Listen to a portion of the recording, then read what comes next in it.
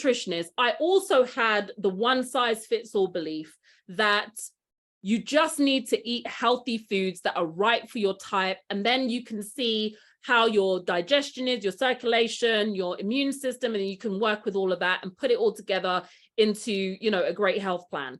And that is definitely you get a long way by doing that. However, when I was, and this was way before I knew about live blood analysis, but I was doing metabolic typing at the time. Our third beautiful daughter was born with what I thought and what everyone else thought was cradle cap, but she didn't have it in her hair. She had it on her cheeks. So this is not a picture of her, by the way. This is just a cute baby with big cheeks. But my daughter's whole cheek was full of cradle cap. The skin there was crumbly, flaky. It didn't hurt her. There was no indication that she was feeling pain when we touched it or when she touched it. She did feel it sometimes, and if she could feel that there were bumps there from all the skin, she would, you know, pull it away. And when she pulled it away, it would sometimes bleed a little bit. Sometimes she would wake up and there were black spots on her skin as well. Sometimes there were bleeding spots. And, you know, I thought it was cradle cap, and she was our fourth child actually by that time. So, you know, we had a little cradle cap incident, but nothing on the cheek. So I was like, okay, it's going to go soon. No big deal. Then we started weaning her. And when I was weaning her, I was eating, again, at that time, I think we had introduced fish back into our diet, but we were still eating lots of healthy fruits, vegetables, nuts and seeds, and, you know, like healthy grains. So we were having oats and quinoa. We were having whole grain brown rice a lot as well. So those are the main staples of our diet. So the children were healthy. I was feeling healthy, fertile, everything was good. So when we weaned her onto, again, things like oat milk, rice milk, quinoa milk.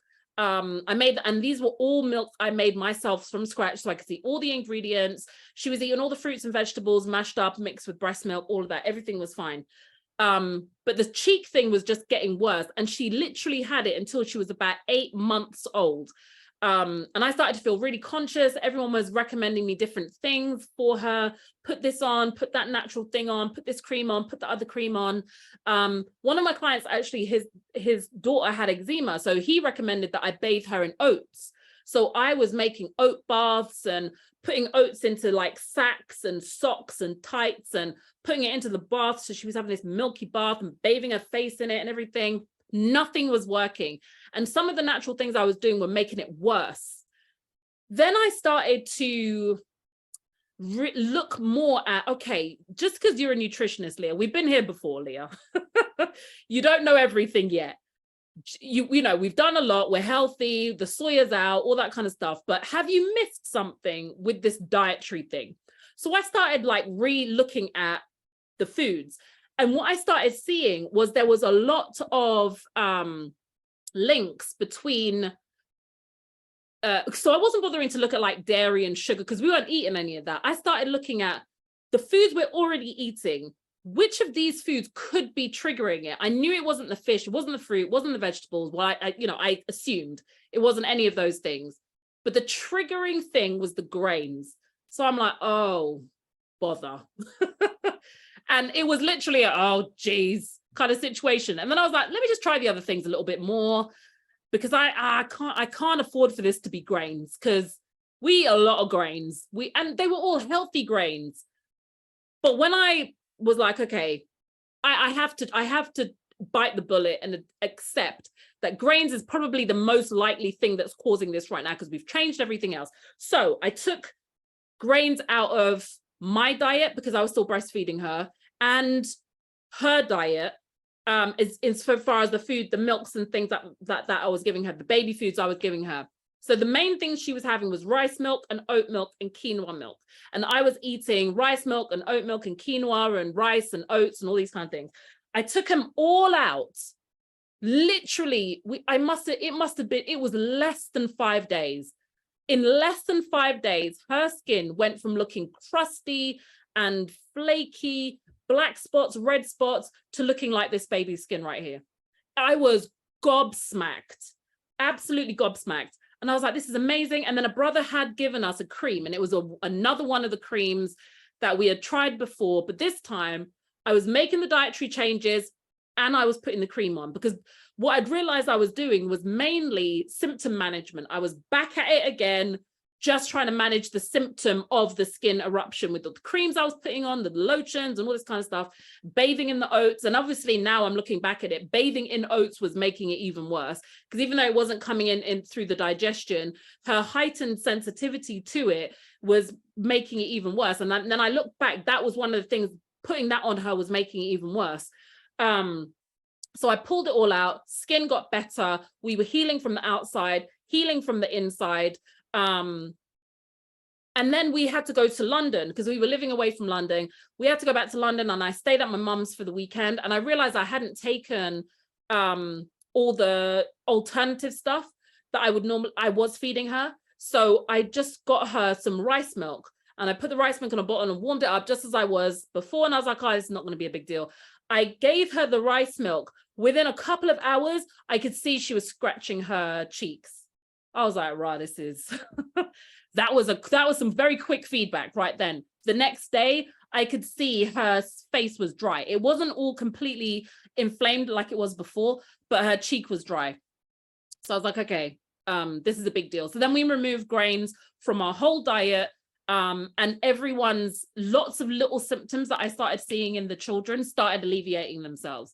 So even though, you know, metabolic typing is useful and learning things from that perspective are useful, and eating healthy foods is always going to be the best idea over processed foods, you can still have intolerances to things that are going to create triggers. Now, what happens when you eat a food that you're intolerant to is that your body will have an immune response.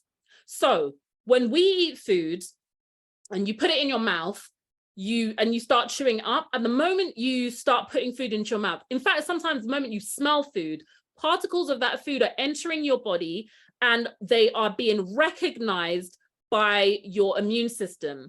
That's why there are some people who are sensitive to peanuts and they cannot be in a restaurant where peanuts are being cooked. They can't be at a table with other people who are eating food that has got peanuts in it, because those particles will get into their body and their immune system will be triggered almost immediately and create an immune response. So when you do consume foods or eat foods that you're intolerant to, your body will recognize those foods and create an immune response. So you have these little particles in your immune system, in your blood, in your body, called immunoglobulins. And there are 4 different types of immunoglobulins. You've got the IgG1 is the short way of saying it. IgG1, 2, 3, and 4. Now, IgG1 makes up about 60% of these immunoglobulins that are in your bloodstream, moving around, waiting to see if they can detect anything that's not meant to be there, gobble it up, get rid of it, just like your white blood cells. Or when they recognize something is in your body that it's sensitive to, it will trigger an immune response, normally some form of inflammation that lets you repair from the damage that sensitive food has created in you. So IgG1 makes up something like 60% of the immunoglobulins that are in your body.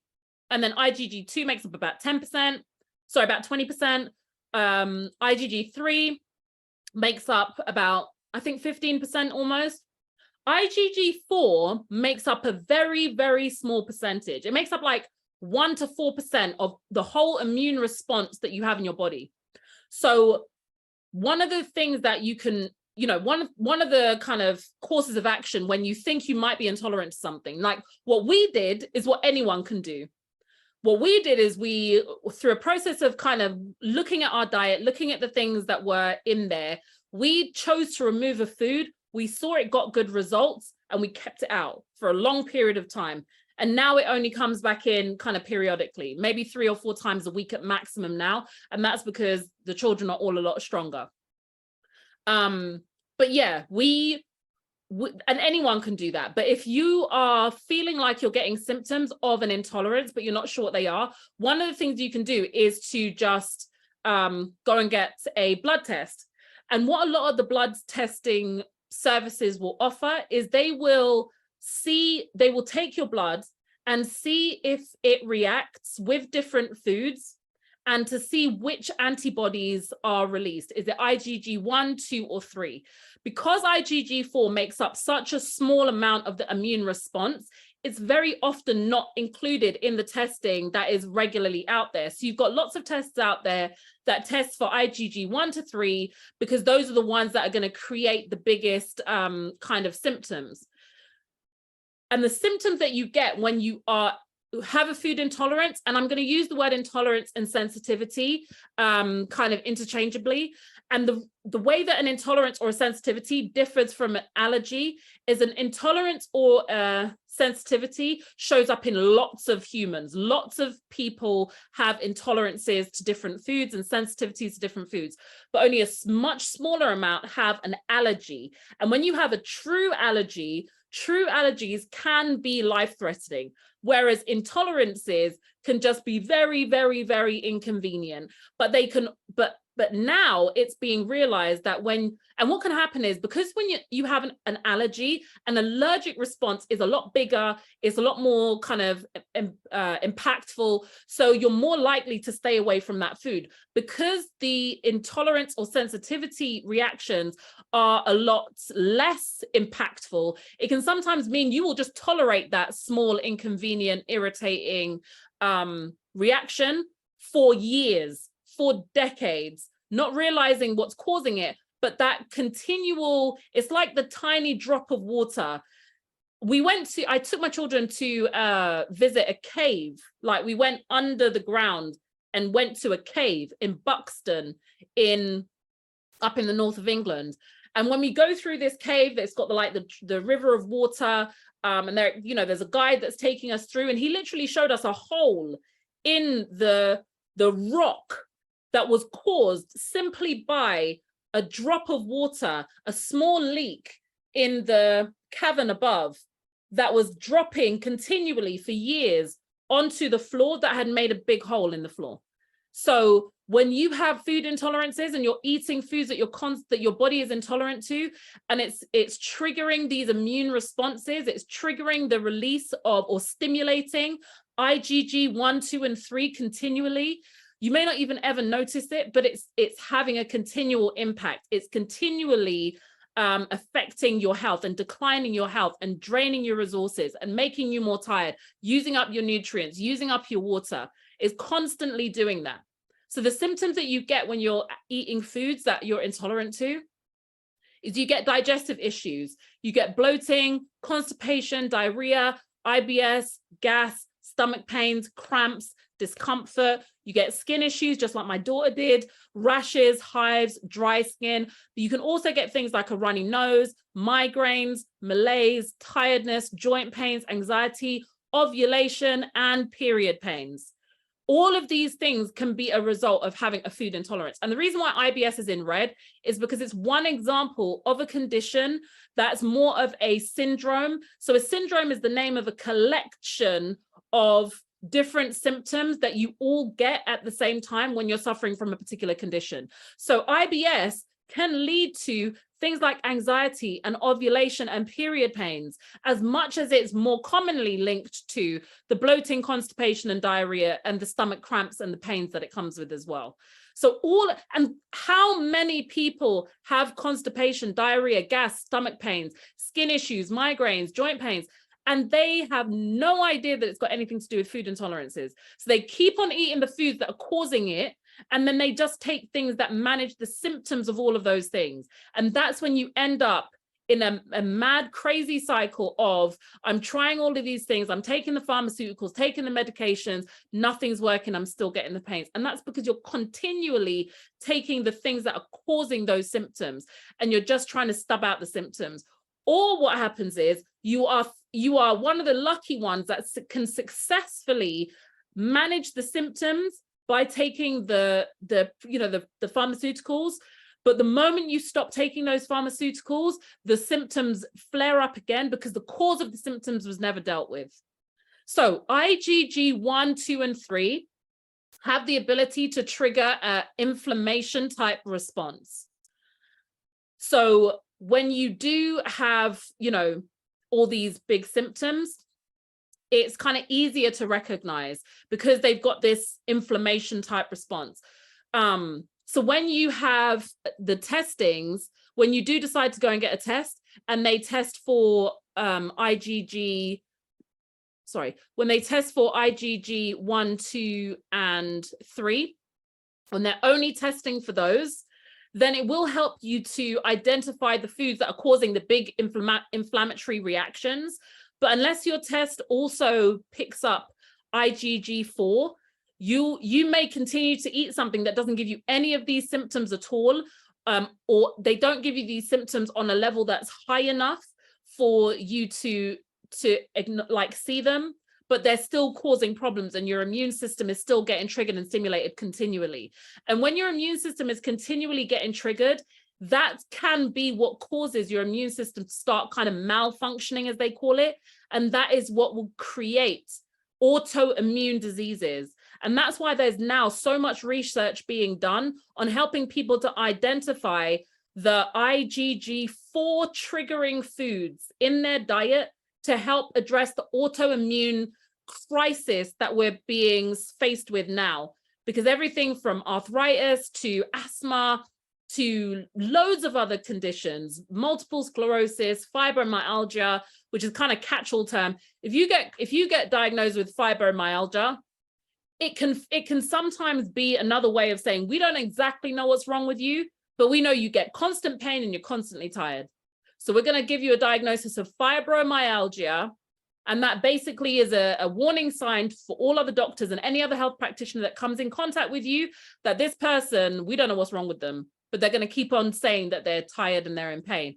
So we basically need to just give them things that can in some way help their energy and help their pain. But we don't really have any plan of ever finding out exactly what's causing any of it.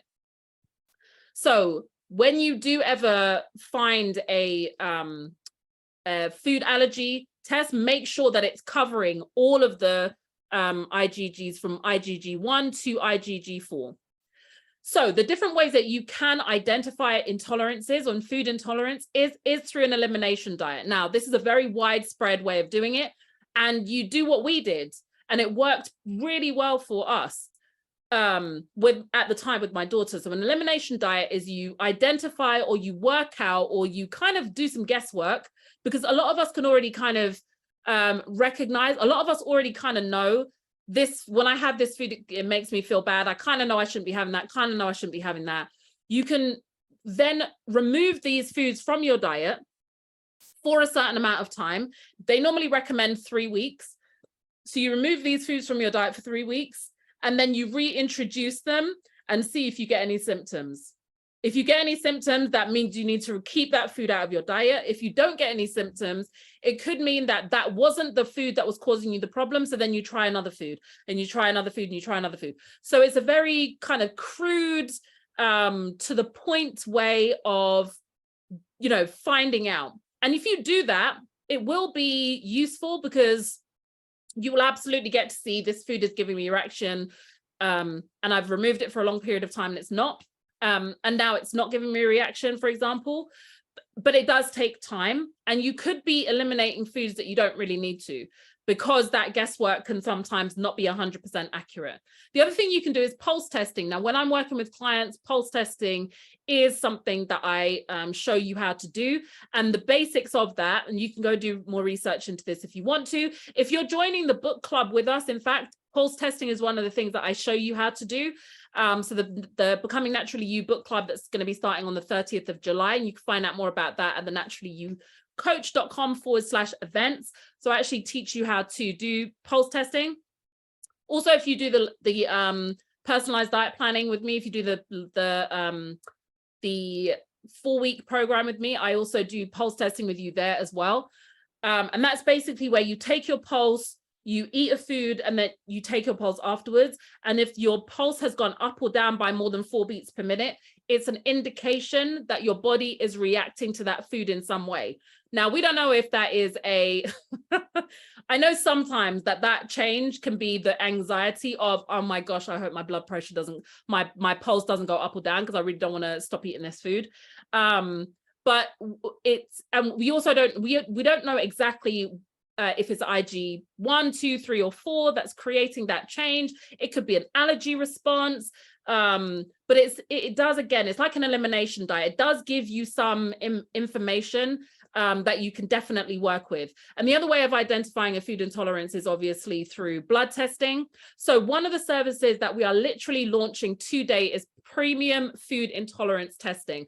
I had my food intolerance testing done, and I'm actually going to show you my results. So I'm working with a lab, and the 4-step process that you can do to find out the foods that you are having an immune response to, that could be the reason why you're getting a lot of the symptoms that you're experiencing now, is that a test is sent out to you. So we post a test out to you and the kit arrives at your house. Use a simple finger prick to collect 2 or 3 drops of blood, and you post it all back to us, and the whole kit comes with everything that you need. The results come in a really easy traffic light system. So it comes with like red if you've got a high reactivity, yellow if you've got borderline, and green if there's low or no reactivity. And then after you've got those results back, then we will have a 30-minute consultation so that I can explain the results to you and show you how you can incorporate them into your life. And you also get 30 days of premium email support. So at the moment, I normally aim to get back to most people that I get emails from or messages from within 48 to 72 hours. When you've got this premium email support, then I aim to get back to you within 30 days, within 24 hours, just to help you along the process. Now, with this testing, we actually get to test you for 200 foods and food mixes. So these are the foods that we can use those 2 or 3 drops of blood to see whether you have an immune response to them. And that is immune response for IgG 1, 2, 3, and 4. It's a very stable testing mechanism. The little wand, there's a little kind of cotton wool wand that when you've pricked your finger and take the blood, you literally just hold your finger to fill up a tiny little piece of cotton wool, and then you put that into a tube and you post it off, and that is a specially designed wand that keeps that blood in a good state for up to 30 days. And then I'm using a lab that's like got over 40 years of experience doing these testings, and the results are just so easy to read and so easy to use. And there's a lot of support that they give you as well around how you can find alternatives to the things that you may come up as being sensitive to. Now, these are actually my results. So I've only come up as being highly reactive to 3 foods: cow's milk, yeast, nutmeg, and peppercorn. Now, my Grenadian genes don't really like the assertion that I'm highly reactive to nutmeg, but that's what my blood is saying. My blood is having a reaction. It's creating that response to these foods. The other ones I'm having reactions to, which I was really annoyed about, was egg whites, garlic. I love garlic. Wheat, egg yolks, love eggs generally, gluten, peanuts, and sheep's milk. Now, the really amazing thing about this testing is, even if you don't typically have something, it can still see if you've got a reaction to it. So I don't know anything that I have that's got sheep's milk in it, but it's picked up that my body is reacting to it when it was exposed to the sheep's milk. If you haven't had, but there are also definitely things that you may come up as being unreactive to because you have never had it. So if you were to introduce something that you never have before, then it may come up as being green right now because you absolutely never have it. It may come up as being green because you are not sensitive to it at all. But if you don't eat something, don't reintroduce it back into your diet just because it's come up as being green. So yeah, these are my results. And yeah, really annoyed about the garlic thing because I literally put garlic in everything. I love garlic so much. So we don't need to guess anymore. We can start assessing. Personalized diet planning helps you recognize the signals your body's giving you and understands the balance of nutrients that works best for your body. Live blood analysis shows the indications of how your body's systems are functioning so that you can get more specific diet, supplement, and lifestyle recommendations. And the premium food intolerance testing helps determine which of the 200 most commonly triggering foods and drinks you could be sensitive to, so that you can identify the foods that your body is having an inflammatory, draining immune response to, so that you can remove them and allow your body to heal and replenish and re-energize. So doing any one of these ways of assessing, or all three of them, can give you more and more and more information about your body so that you can take your health into your own hands, as in a way that you maybe have never been able to before, and maybe you didn't even think was possible before. So personalized diet planning, as well as the live blood analysis, as well as the premium food testing, allows you to begin to know yourself. So